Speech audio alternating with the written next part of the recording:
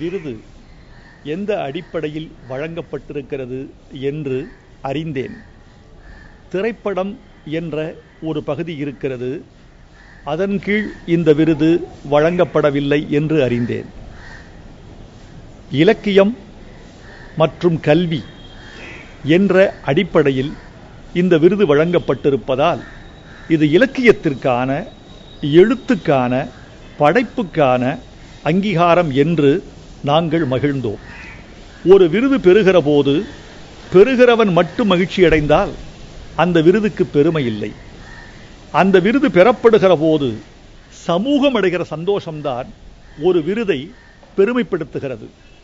அந்த வகையில் தமிழ் சமூகத்தின் சகல தளங்களிலும் இருந்தும் வாழ்த்துக்களும் மகிழ்ச்சியும் ஆனந்தமும் ஆனந்த கண்ணீரும் பொங்கி பெருகுவதை பார்க்கிற பொழுது இந்த விருது பெருமைக்குரியதுதான் என்று நான் அறிந்து மதித்து இதை நான் ஏற்றுக்கொண்டேன். கள்ளிக்காட்டில் பிறந்த தாயே, என்ன கல்லோடச்சு வளர்த்த நீயே, முள்ளு காட்டில் முளைச்ச தாயே, என்ன முள்ளு தைக்க விடல நீயே, காடைக்கும் காட்டுக்குருவிக்கும் எண்டம் புதருக்குள் இடமுண்டு. இந்த விருது என்பது பட்டமல்ல, இட்டுக்கொள்வதற்கு. இது பெற்றுக்கொள்கிற விருது மட்டும்தான். பொறுப்பு அதிகமாகிறது. பிள்ளை பெறுகிற போது தாய் மகிழ்ச்சி அடைவாள்.